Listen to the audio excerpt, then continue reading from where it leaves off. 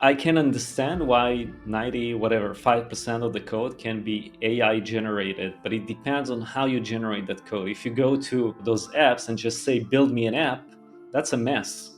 But if you code in an editor that works with some copilot, because in the end code it's like small building blocks. Those tiny building blocks been built gazillion times and they're out there in the world. So it makes sense that it will get those blocks right, but you're also seeing what it's outputting.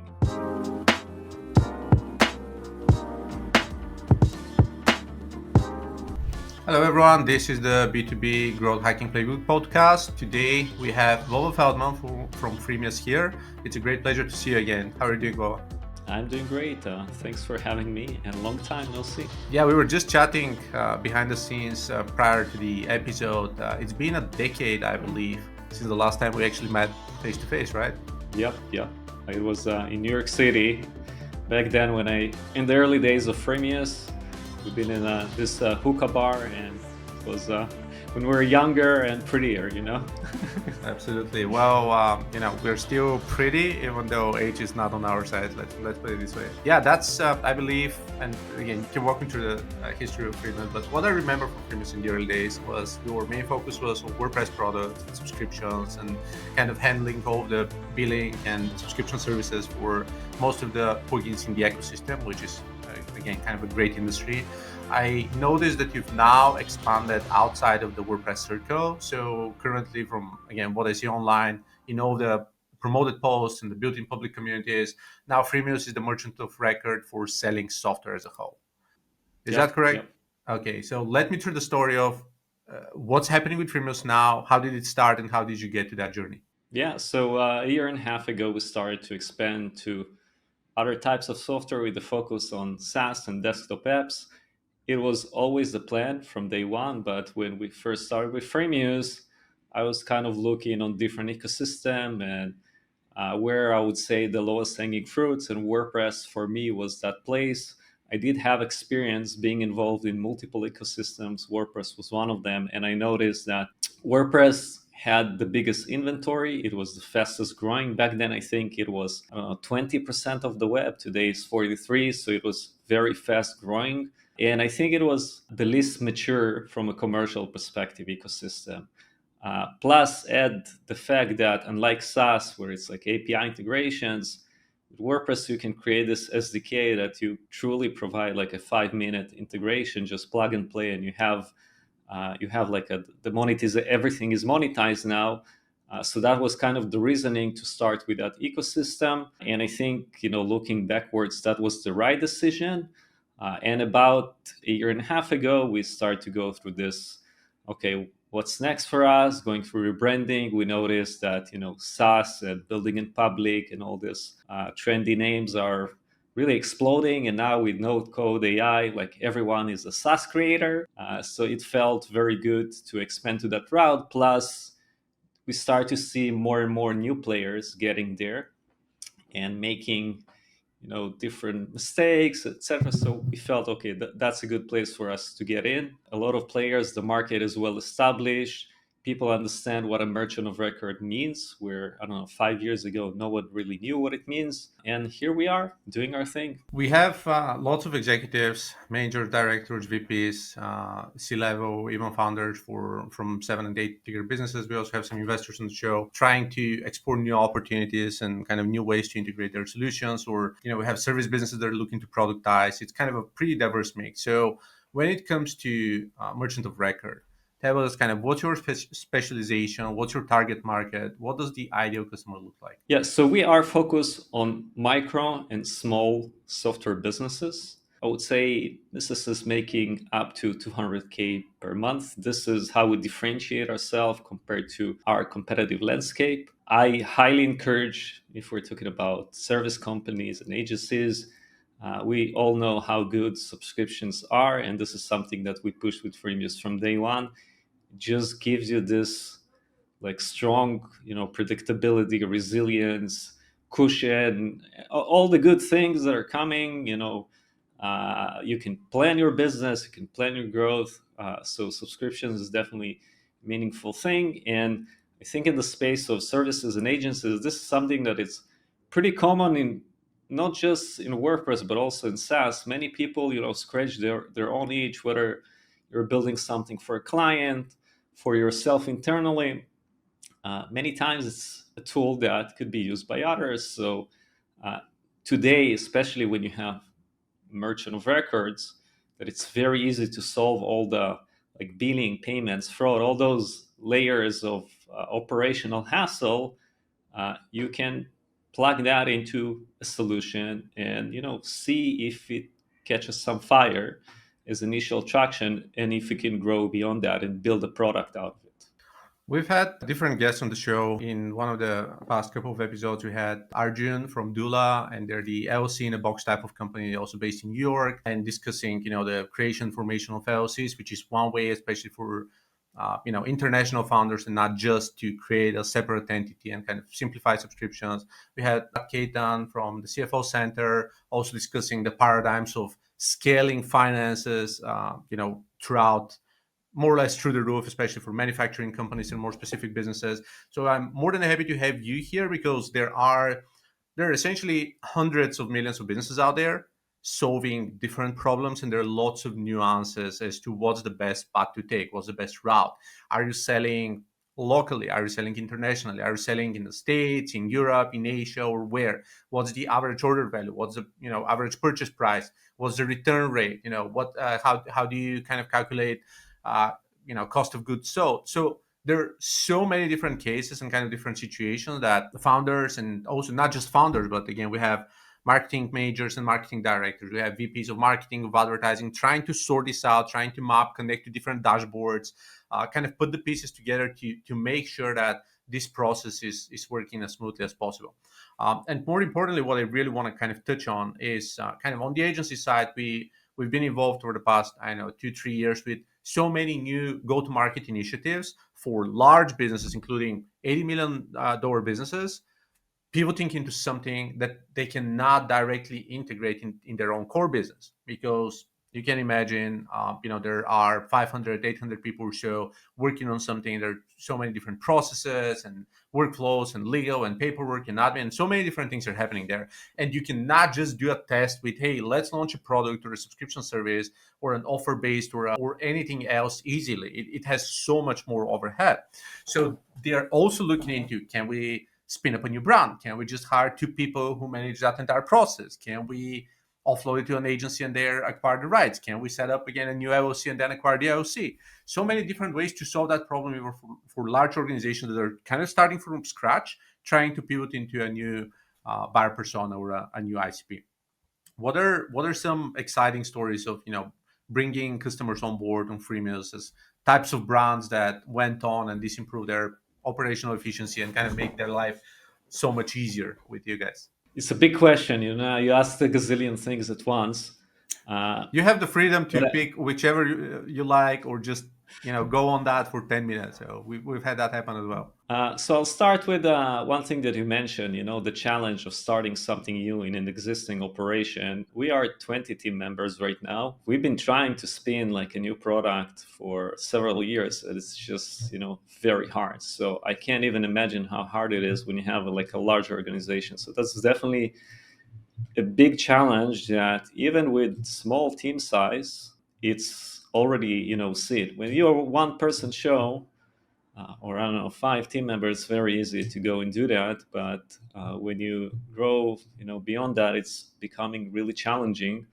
And from what I'm seeing and reading and hearing, it's typically, like you said, you choose your like squad team, pick 2 kind of relentless team members that are have a lot of traits that go-getters, have that product instinct, can build things themselves, and you send them to a quest and see how they manage, to conquer that quest. And then if it gets traction, you start to allocate additional resources to that. So this is something that, I'm saying in terms of operational hassle and everything. You mentioned, again, a lot of points, and it's really valid. So, for example, at Freemius, we are focused on software businesses that are looking to sell globally and not locally, because the whole merchant of record angle, like a big part of it is global sales taxes.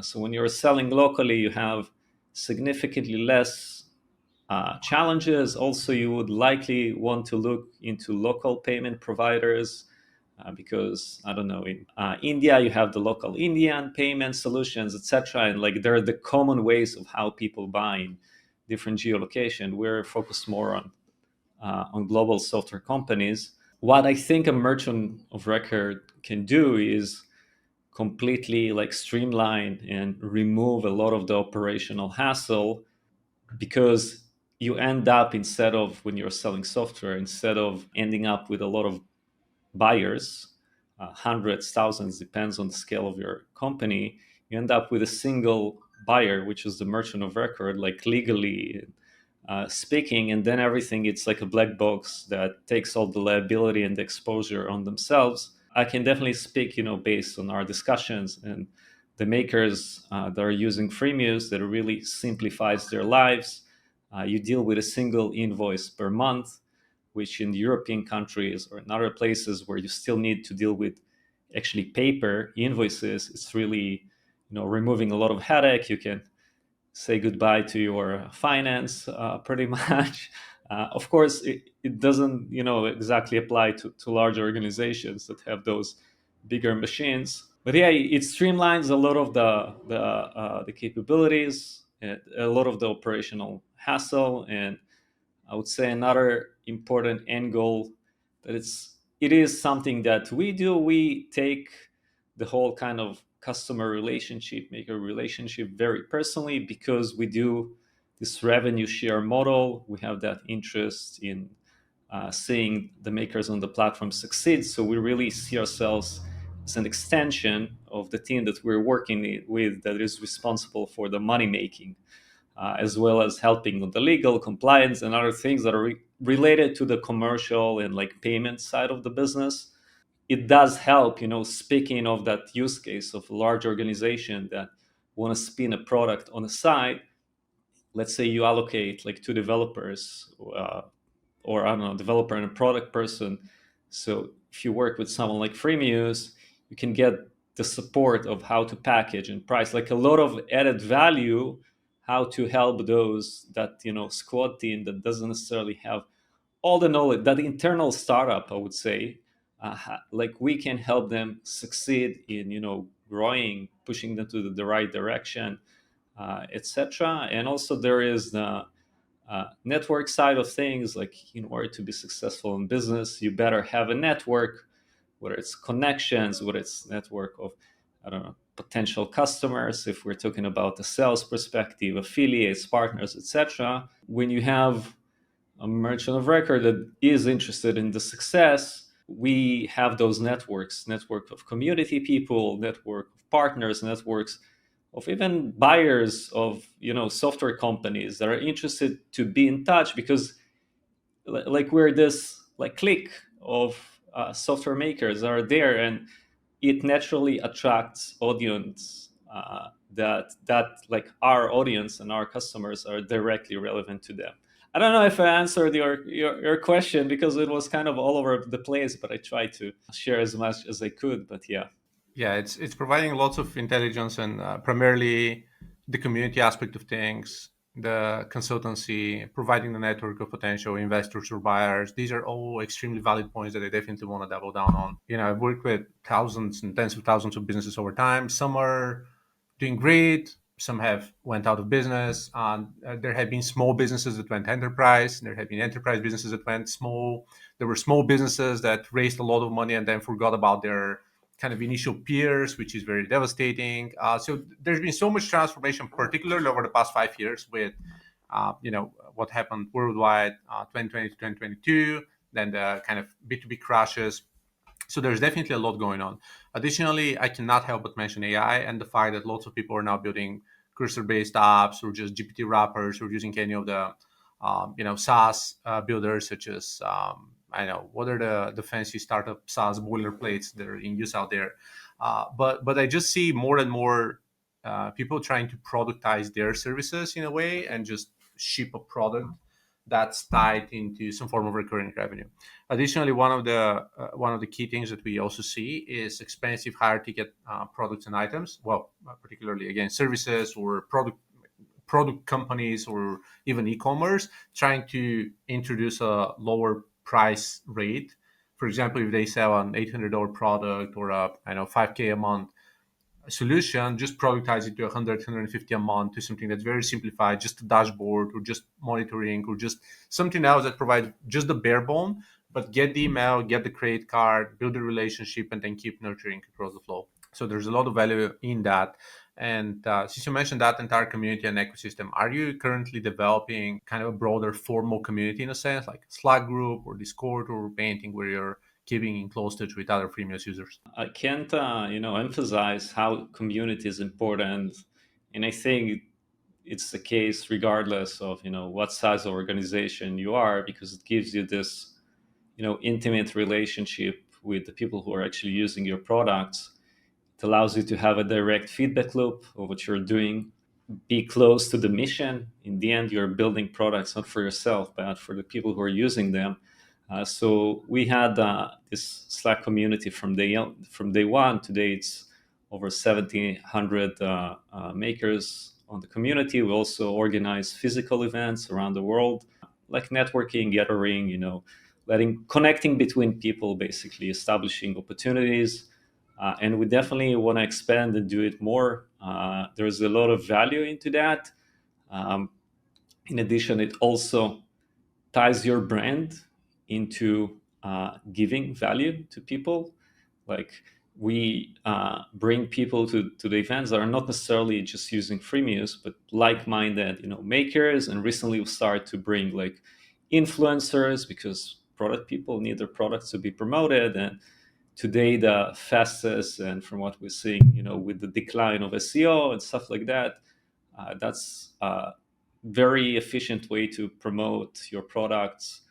Uh, so we make those introductions and connecting people, and they basically get back from those events with a really good, kind of experience, and hopefully we get the see some partnership coming out of it. I don't know, maybe an exit, and we had those coming. So they tie the brand and the event, right, with something valuable that they received, and they're even not freemius makers. Like, some of them are already, but others not. So like, they can envision, oh, what will happen and how much more value I'll get if I'll join that community.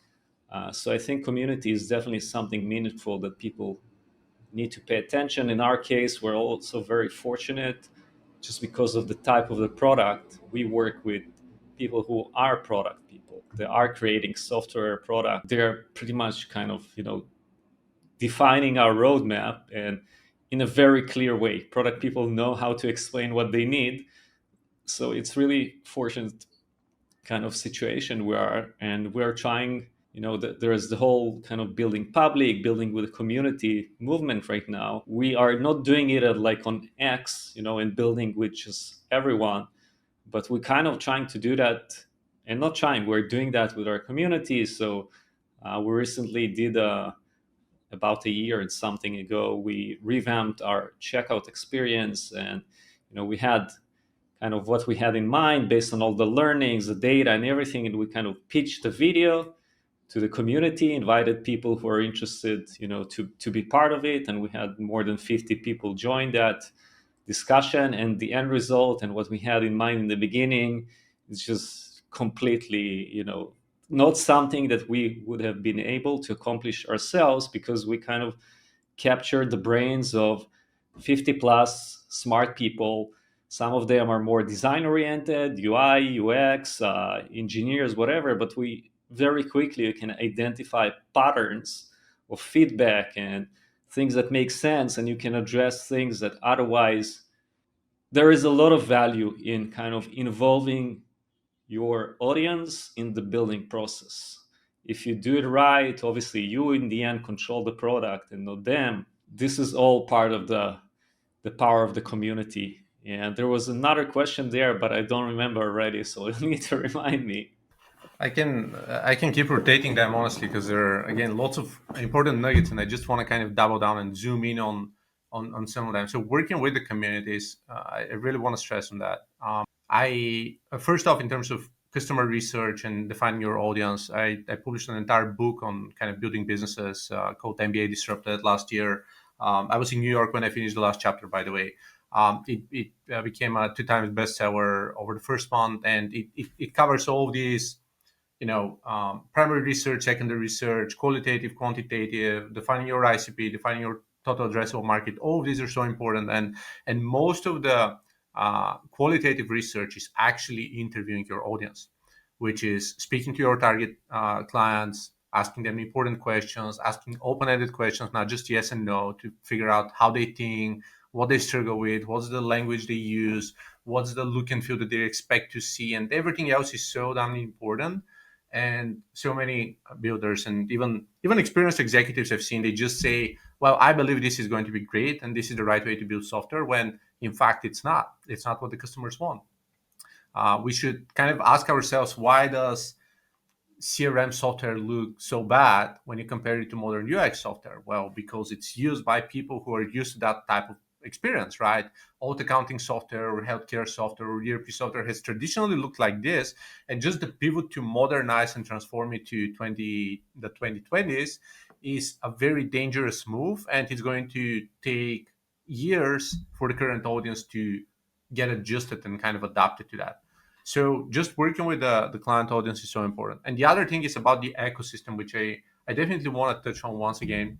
In again one of the previous one of the previous episodes that we recorded the past couple of weeks is, well, we had Andre from Full Funnel, and he spoke about their webinar conference. So even though the business is primarily account-based marketing consultancy, they invited Six Sense and Demand Base and a few other companies that are in the data kind of tracking field. They invited Refine Labs, which are in the go-to-market consultancy. So they kind of invited a broader spectrum of kind of horizontal aspects in a similar fashion.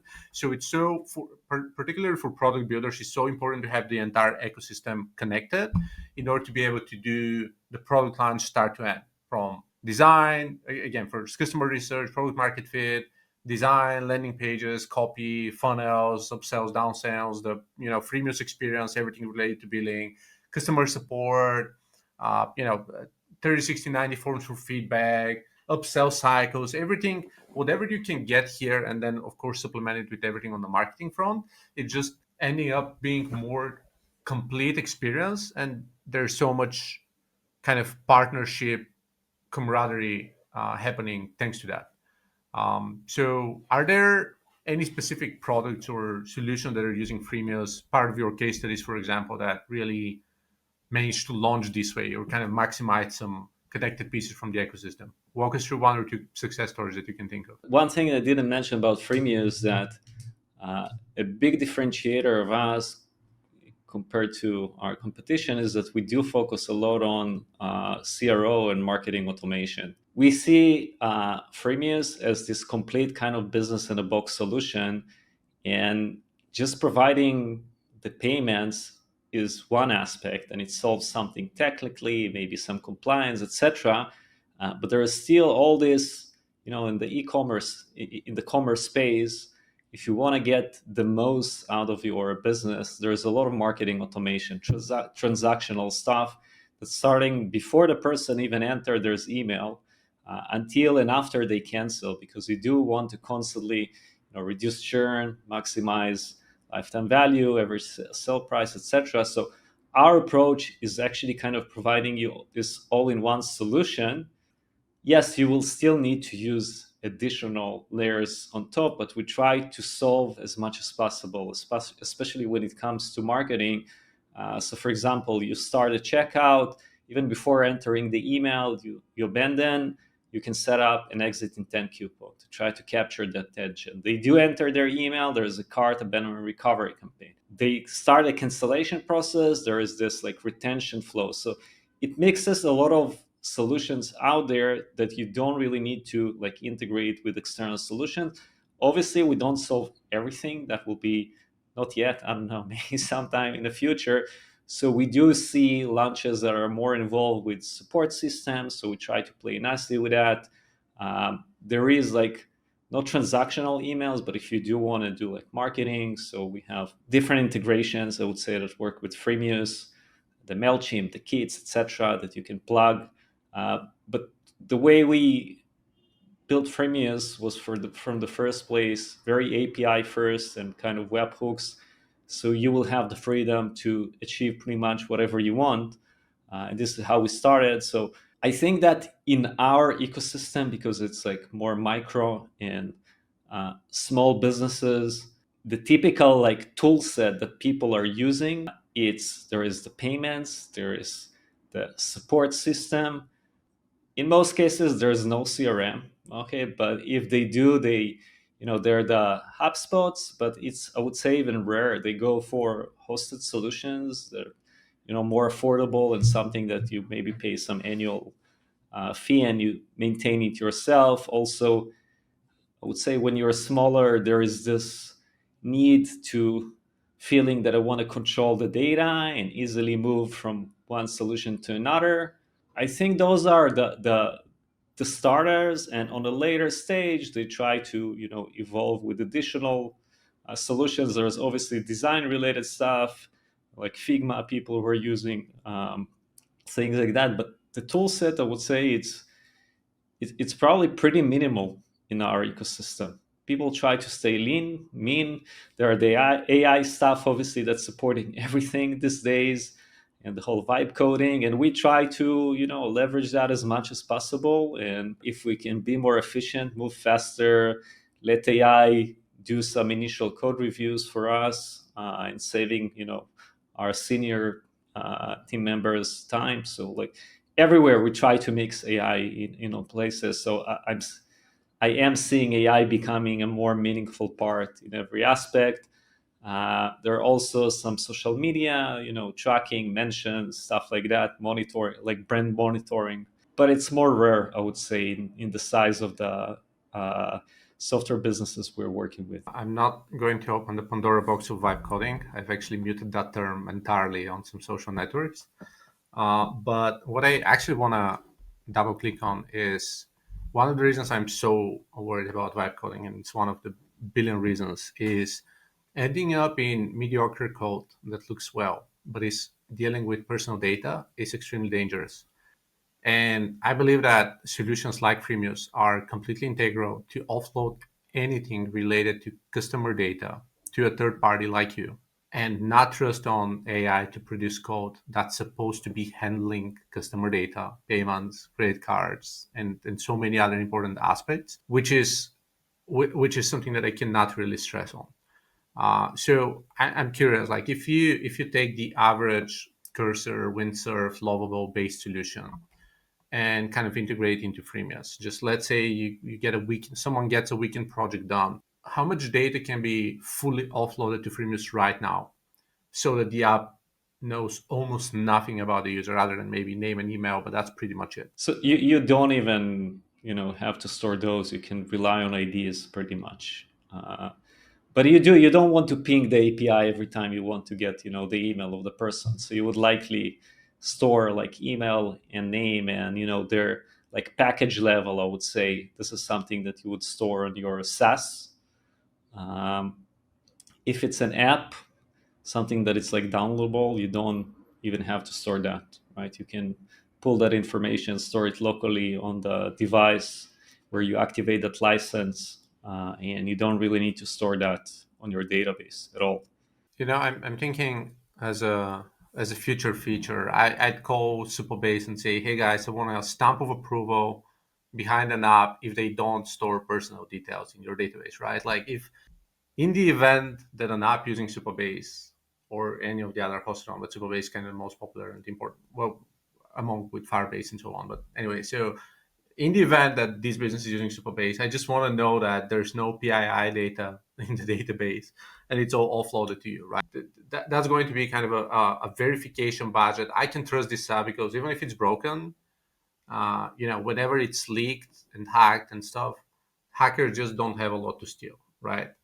And if you're the only way that vibe coding is going to kind of keep existing is if this becomes a standardized process. Because if you think about, there's SOC certification and there's PCI compliance and there's ISOs and so on, and like normal businesses have these. We definitely don't want to burden startups and indie creators with that. But I also cannot imagine having thousands and thousands and thousands of AI coded apps in 3 days, taking payments and user data and being allowed to exist. Because just imagine what's going to happen with that, right? It's a valid point and an interesting idea for us to scrape those apps out there and approach them. Just once the video is live, we are going to create a short of that one inventing, and you just email that to Supabase and say, let's create a conversation around that. Otherwise, I'm going to boost, $5,000 on that short and just get it viral on YouTube and someplace else. And this is going to become a norm, and someone else is going to do that before that. So It's very valid point, and I do want to emphasize that when we say we try to include like AI processes into our place, I think in general, like, yes, if it's like completely something that you're playing around with, or prototyping is amazing, right? You can do like spin a weekend project in a few hours without any coding. That's great. But like bringing that to production, if it does have like more than just some obvious stuff, like you better be a developer and you better review what the AI is outputting, because it's good, it saves a lot of time, but it's also when it comes to more complex stuff, yeah, it makes a lot of mistakes. So I think it's so, and they need to take a look at the numbers again. But the latest Y Combinator batch said that, and don't quote me on that, but I think 25% of all startups use over 90% of AI code to get their stuff built. In most cases, the selected batches are actual proper engineers with computer science degree, or maybe second, third year students, or people who have computer science fundamentals at least. But on the off chance that these are business people, product people, marketing people, admin people, sales people, deciding to build apps with AI, and they actually get funded by the most reputable and renowned accelerator out there. Just imagine what the future of the web is going to look like if these people are not really following all the right practices that we know from being in the tech community for decades. you know i I can understand why 90 whatever 5% of the code can be AI generated, but it depends on how you generate that code. If you go to those apps and just say build me an app, that's a mess.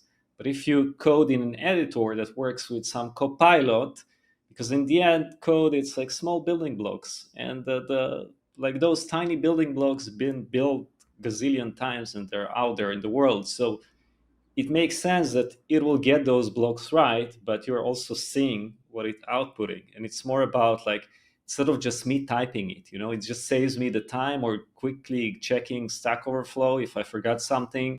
So I would say that those like atomic building blocks, AI is very good in producing them, right? And in the end, bigger apps are just a lot of atomic building blocks. But it's just the level, if you think about the level of prompting that you're doing when you're actually coding in an editor, it has way more context. It also knows your projects, know all the whatever, everything that we have there, versus, hey, build me this app in a single sentence, and it somehow need to magically figure out all the things. But if you would give it the details that you would provide it while you're doing those atomic building blocks, hey, I want this function and this function and this and that, then it will be more accurate. But people don't do it, obviously, because that's not what it is for. So it makes sense that most code, like, soon will become AI generated, but it depends on how it is being generated, whether it's this through this like short prompt of build me the app, or you're actually in an editor creating those atomic kind of code blocks that are building something bigger. Last comment from me, and I'm going to get out of the AI rabbit hole. But to sum it up, first, let development be done by engineers. And yes, engineers should use AI. My teams in the other rooms are also using AI, but they know what they do, and they just, more or less scaffold stuff that they already know, and they can proofread and stuff. Second, people who know what they do, regardless of whether that's software engineers or content creators or designers, they can be very efficient because they know how to prompt, because they know how they want to read a specification or they want to see an assignment with all the details. And third, let's always be cautious of how is AI being trained, because let's also not forget that lots of that is being scraped Stack Overflow or basic tutorials 101 without escaping, sanitization, any form of security, prepared statements, XSS, blind SQL injections, and so many other things, because it's just tutorial, it's kind of proof of concept and doesn't necessarily know what exactly you want to do here. But that's again kind of in a different realm of what the future of development is going to look like soon. And speaking of future of development, I'm curious. Right now, you're product based and you're working with small businesses. I've seen other products in the similar space who also started for small creators and then grew to like 9 figures or got sold to Stripe or so.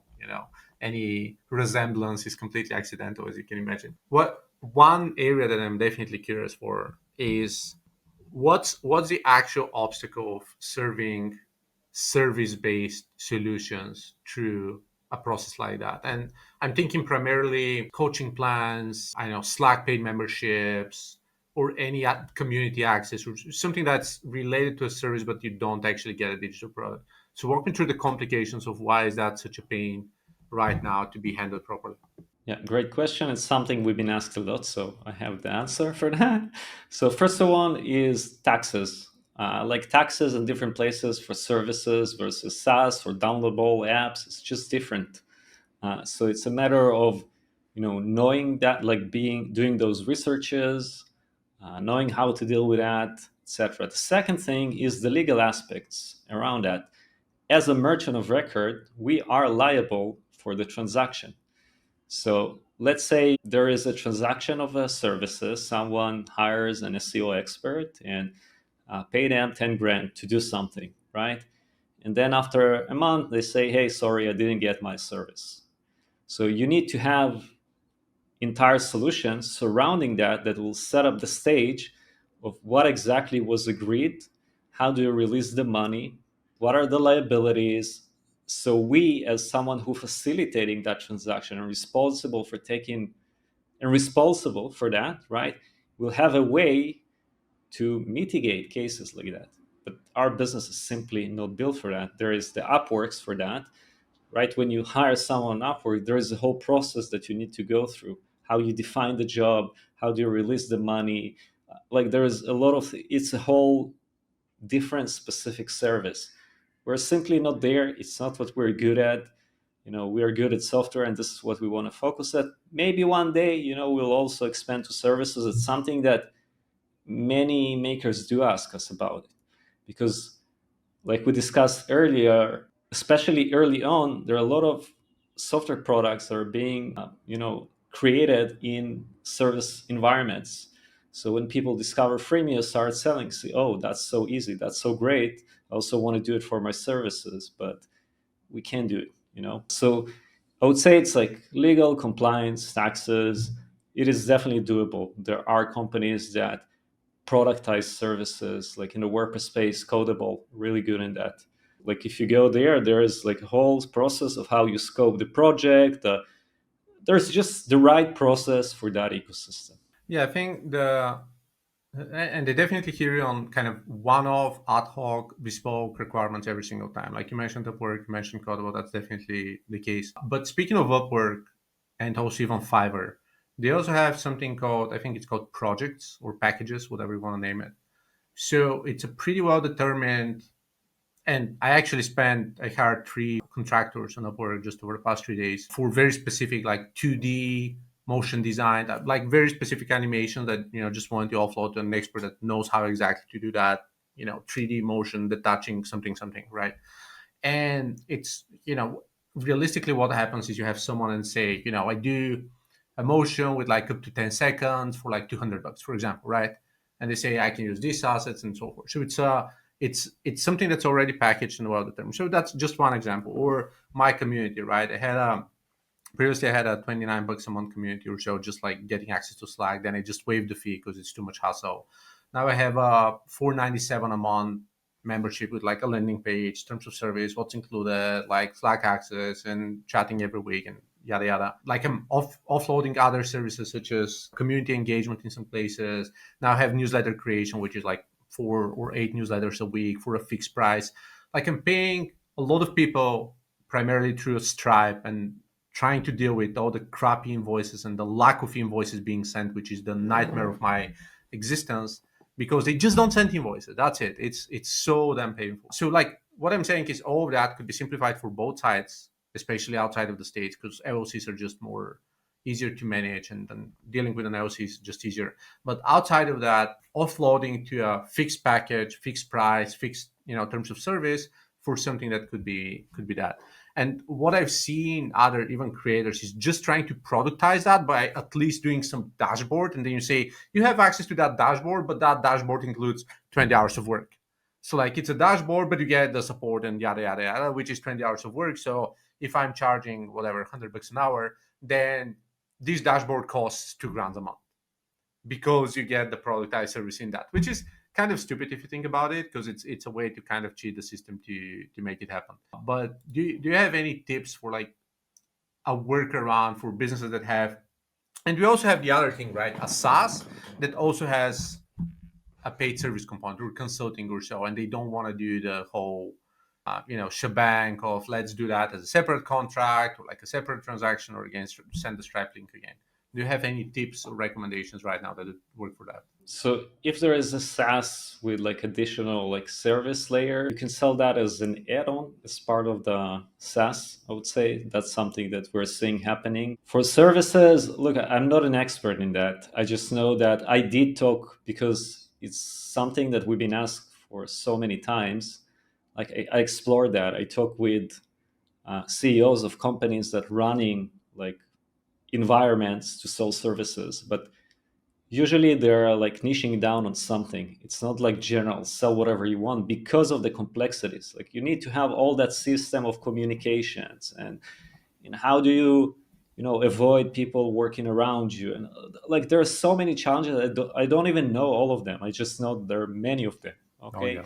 And also like legally, how do you protect yourself from all those edge cases? If you give the free, you can't like give full freedom and then like somehow restrict that freedom, so Mhm. you have to like have some boundaries, some constraints, and then around that, which means that also you would need to audit pretty much every service that would be sold through you. So that's another like KYC process that you need to deal with just to understand. And they can lie, right? And there's we're talking about also services. It can be easily money laundering, and like as you scale, that becomes an issue, right? All the financial services that you work with, they have their own audits, so they will audit you. You use some payment provider, they would need to audit you. Like we seeing that all the time. Like there's so much operations just around the finances, so there's constantly proving and explanations. So if you go like completely freedom, then it's becoming challenging to monitor all of that. So from what I'm seeing, like service facilitators like that usually do focus on some niche. I don't know, maybe it's like salaries, maybe there's always some specific niche that they can define more accurately in the agreements, in their process and terminology. Yeah, great points. And yeah, especially on the money laundering or other risks and what can happen if you don't really audit that. What does the future of Freemius look like in the next 3 quarters until the end of 2025? What are some upcoming roadmaps, features, goals? So our main focus right now for next year is to establish ourselves as a trusted solution for selling SaaS and apps. We've been doing this WordPress thing for a little over 10 years. The decade of WordPress, we are well known there. I would say that even we're a leader right now. And now, like we've been very focused on the ecosystem and all our marketing efforts, all the terminology of the website, everything was to that space. And now we change that. So, we need to build that awareness so people will, start trusting us, getting that, flywheel of that customers building. Like we have most, we build like whether you sell WordPress or SaaS behind the scenes, it's the same billing, payment, subscriptions, licensing, all this stuff are the same. But like I'm seeing how important it is, the developer experience. It's probably one of the most important things that we're, this is where our focus at. And also about prioritizing those like more SaaS specific features and understanding which ones to prioritize first. And obviously, we're trying to do that with makers that are actually using the platform, not just based, oh, if you'll have this, I'm going to use that, But actually, we do have SaaS makers on the platform, so we want to build it with them based on their needs. And our goal is, to become the solution for that. Right now, like I said, focusing on the micro and small SaaS. But the long term, let's see. That's great, and I actually think that micro and small SaaS are the trickiest ones. Working with small budgets and being pretty tricky to establish trust. So it's definitely a harder category. Once you master that, it actually gets easier as you keep scaling. So I think first we are growing with our existing, makers because they are growing themselves. The reason we're not getting into like bigger, big and enterprise is because they come with a lot of like required certificates, and it adds shitload of processes, that we would need to follow, and external auditors and this and that. It's a lot of money, and we don't want to deal with it right now. We first want to focus on the things we're really good at.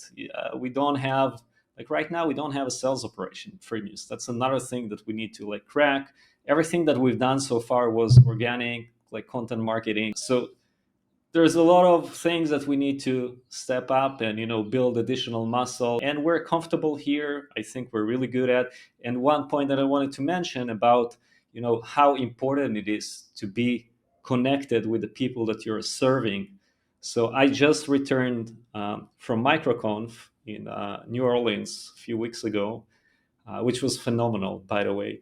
um, and like, I see going to conferences that are specifically targeted for your audience as a must. Like, if you have the budget to do it, it's a must have.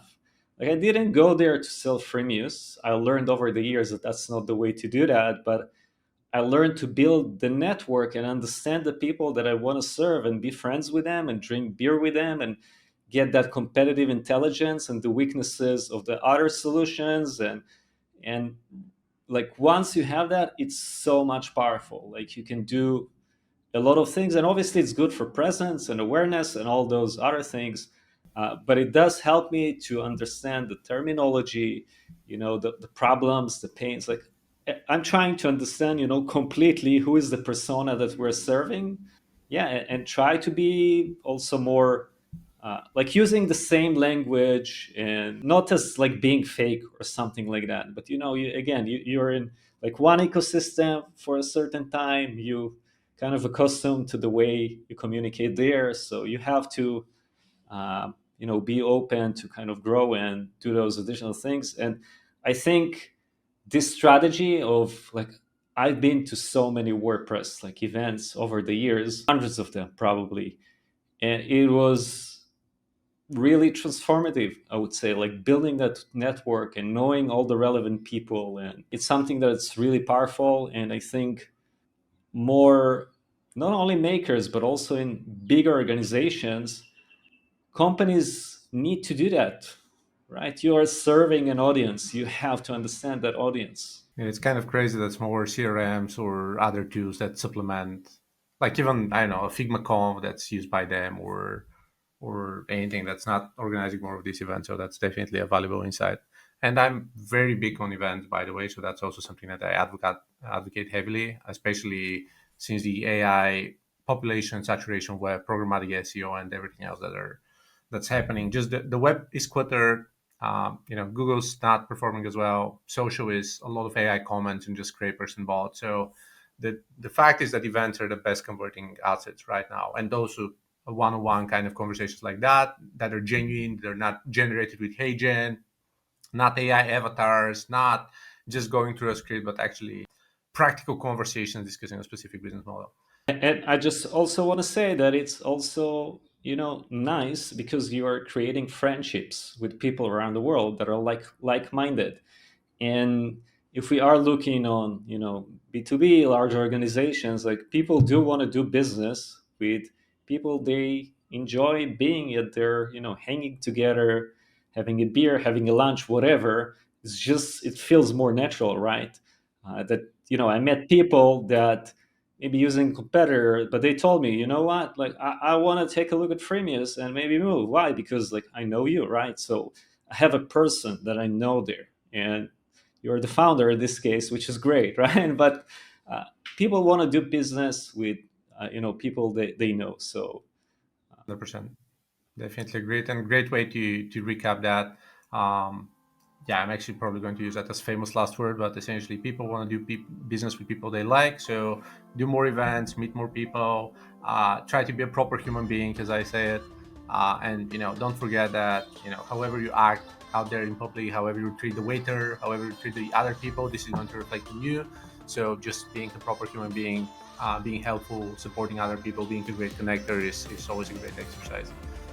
So thanks a lot for stopping by. Great show. Definitely can't wait to get that processed and get it live and send it to a bunch of different creators, SaaS creators and agencies and others that are kind of looking into productizing or just building SaaS or even AI created SaaS.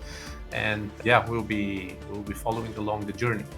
And for everyone else watching, just if you have any questions for Vova or for Freemius, drop them in the comments below.